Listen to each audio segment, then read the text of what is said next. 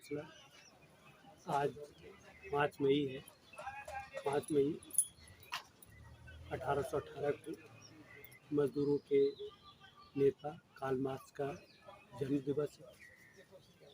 Karl Marx के बारे में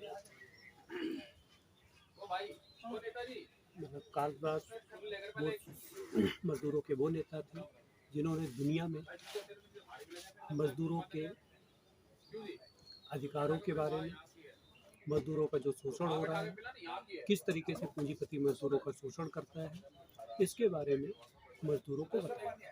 उन्होंने जो मार्क्सवाद के बारे में जो बात की जाती है कि जो मजदूर वर्ग की विचारधारा, मजदूर वर्ग की राजनीति, उसके बारे में दुनिया के मजदूरों को अवगत कराया और उनके विचारों पे ही उसके बाद प्रथम इंटरनेशनल जब गठित हुआ, द्वितीय इंटरनेशनल गठित हुआ और 1/3 दुनिया में मजदूरों ने जो अपना राज कायम किया। मजदूरों की जो फिलॉसफी थी, जो द्वंद्वात्मक भौतिकवाद, उसके बारे में कि दुनिया में चीज़ें कैसे चलती हैं, दुनिया कैसे बदलती है और दुनिया क्यों बदलती है, उसके बारे में उन्होंने बताया।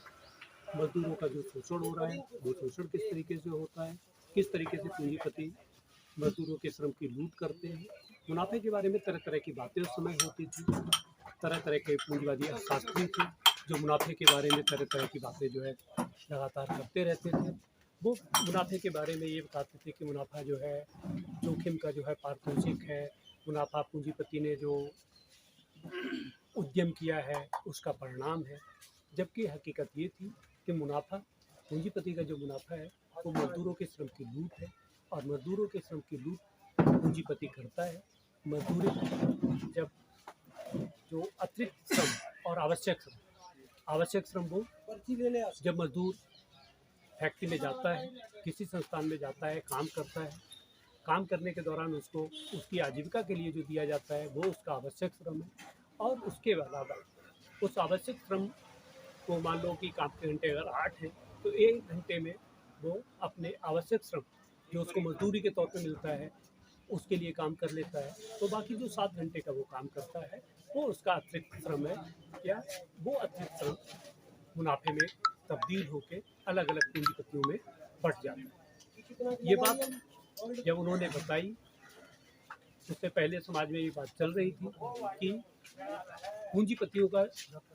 पूंजीपति जो मजदूर हैं उनका पेट पालते हैं, जबकि हकीकत ये थी कि मजदूर पूंजीपति का पेट पालते हैं। उन्होंने तरह तरह के उदाहरण देके इस बात को स्थापित किया कि मजदूर ही अपनी मेहनत से न केवल अपना पेट पालता है, न केवल पूंजीपति के मुनाफे को जो है पैदा करता है, बल्कि पूरे समाज का जो उत्पादन है वो मजदूर अपने श्रम के द्वारा करता है और वो उसका जो उत्पादन करता है उस उत्पादन से पूरा समाज जो है अपना जीवन यापन करता है। उन्होंने बताया कि समाज का जो इतिहास की व्याख्या है वो बहुत हो चुकी, बहुत लोगों ने इतिहास की व्याख्या की। अब इतिहास की व्याख्या अगर करनी है तो समाज को बदलने के लिए करनी है और समाज को बदलना की जो ताकत है वो जो नया वर्ग है, जो मजदूर वर्ग, वो वर्ग है जो समाज के सारे शोषित उत्पीड़ित लोगों को मुक्त करके अंततः अपनी मुक्ति करे। मजदूर वर्ग समाज के अन्य जो शोषित उत्पीड़ित तबके हैं, चाहे वो छोटे दुकानदार से लेके जो है छोटा किसान से लेके, इन सब की मुक्ति करते हुए अंत में अपनी मुक्ति करेगा। और वही वो ताकत है जो इस लुटेरी समाज व्यवस्था को खत्म करेगा और एक ऐसा समाज जो है स्थापित करेगा जिसमें शोषण, मानव द्वारा मानव का शोषण नहीं हो। इस शोषण विहीन जो है समाज की जो स्थापना की बात उन्होंने की। इस शोषण विहीन समाज की स्थापना से पहले एक संक्रमण की जो अवस्था होगी, कार्ल मार्क्स ने ये बताया कि मजदूर वर्ग इससे पहले की जो भी राज्य व्यवस्थाएं रही हैं उन राज्य व्यवस्थाओं में शासक बदल जाते हैं, तंत्र को वो अपने हिसाब से जो है ढालते रहे, लेकिन मजदूर वर्ग जब शासन सत्ता को अपने हाथ में लेगा तो ये जो बनी बनाई राज्य मशीनरी है उससे मजदूर वर्ग के ये किसी काम की नहीं। वो इस बनी बनाई पूंजीवादी राज्य मशीनरी को पूरी तरीके से ध्वस्त करके पूरी तरीके से नेस्तनाबूद करके वो अपना जो है राज कायम करेगा। और वो राज जिसको समाजवाद कहा, एक संक्रमणकालीन अवस्था होगी। और वो संक्रमणकालीन अवस्था वो अवस्था होगी जिसमें मजदूर जो है पूरी तरीके से शोषण के खात्मे की ओर जो है उस लड़ाई को ले जाएगा, और वो समाज जिसको साम्यवाद कहा गया, उस समाज की जो है स्थापना करेगा। तो ये जो साम्यवाद की स्थापना और उससे पहले जो समाजवाद के संक्रमण की अवस्थाएं, इसके बारे में बात जो है कार्ल मार्क्स ने की। लेनिन ने कार्ल मार्क्स की शिक्षाओं को आगे बढ़ाते हुए बताया कि शोषण, ये पूंजीवादी राज मशीनरी को उलटने के लिए और समाजवाद कायम करने के लिए मजदूरों के एक जो है अपनी क्रांतिकारी पार्टी बनानी पड़ेगी, वो कम्युनिस्ट पार्टी होगी। और वो कम्युनिस्ट पार्टी जो है मजदूरों का सबसे अगुआ, सबसे हिरावल दस्ता होगा, और उसके नेतृत्व में पूरा मजदूर वर्ग जो है इस पूंजीवादी राज मशीनरी को ध्वस्त करके समाजवाद का जो निर्माण करेगा, और समाज को वहाँ तक जो है आगे बढ़ा के ले जाएगा जहाँ पे ये राज सत्ता जिसकी जो ज़रूरत है वो खत्म हो जाएगी, मानव द्वारा मानव का शोषण खत्म हो जाएगा, वर्ग खत्म हो जाएंगे और एक वर्गहीन समाज बने। वहाँ तक की बात जो है उन्होंने की। अब इसी दौरान जब 1917 में अक्टूबर में जो है रूस में मजदूरों का राज आया, खूब महान अक्टूबर क्रांति हुई। उसके बाद 1949 में चीन में मजदूरों का राज कायम हुआ, और उस दौर के बाद 1956 में रूस में पूंजीवाद की पुनर्स्थापना हो जाती है। फिर चीन में पूंजीवाद की पुनर्स्थापना हो जाती है। रूस में पूंजीवादी की पुनर्स्थापना के बाद पूंजीपतियों द्वारा दोबारा से सत्ता जो है आने के बाद जो मजदूरों के दूसरे बड़े महान नेता थे, जो चीनी क्रांति के नेता थे, कॉमरेड माओ, उन्होंने ये बताया कि ये जो समाजवादी समाज है एक संक्रमण की अवस्था है, और इस संक्रमण की अवस्था में दोबारा से जो है इस बात की संभावना रहती है कि पूंजीपति सत्ता पे कब्जा करे। तो उसके लिए उन्होंने महान सर्वहारा सांस्कृतिक क्रांति के भीतर एक क्रांति की जो है बात की।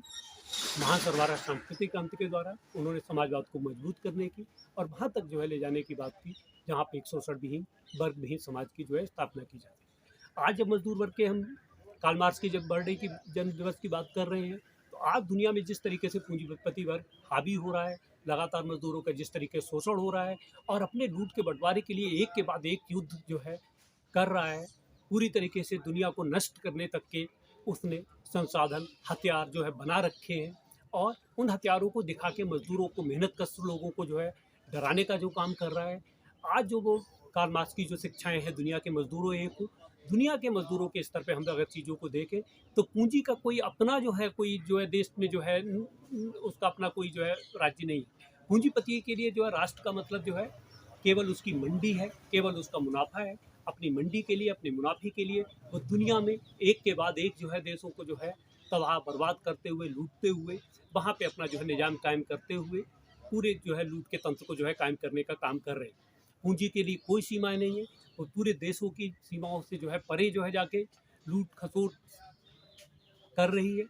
तो आज जो दुनिया के मजदूरों एक हो का जो कार्ल मार्क्स का नारा है वो बहुत ज़्यादा मौजूद है, और आज जो है उसकी सार्थकता पहले की तुलना में अगर हम तीव्रता के तौर पे बात करें तो आज ज़्यादा है। आज मजदूर वर्ग ही वो वर्ग है जो पूरी दुनिया को नष्ट होने से जो है बचा सकता है। वो शासक वर्गों की जो आपसी लूट के लिए जो जनता का कत्लेआम किया जा रहा है, इस कत्लेआम को रोक सकता है, क्योंकि वो सारे औजार, वो सारी जो है हथियार, वो सारी गोला बारूद बनाने का काम तो मजदूर वर्ग ने ही किया है।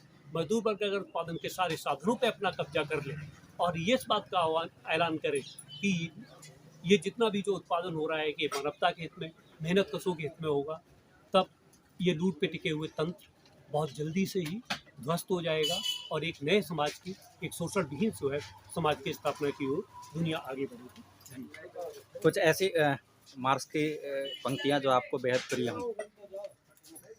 मार्क्स की ऐसी बहुत सी पंक्तियां हैं जो मेरे को बेहद प्रिय है, लेकिन दुनिया के मजदूरों एक हो, मजदूरों के पास खोने के लिए कुछ नहीं है, जीतने के लिए पूरी दुनिया है। मतलब खोने के लिए अगर है तो उसके पास ये शोषण उत्पीड़न की जो बेड़ियां हैं वो है मजदूर वर्ग के पास खोने के लिए, जीतने के लिए पूरी दुनिया है।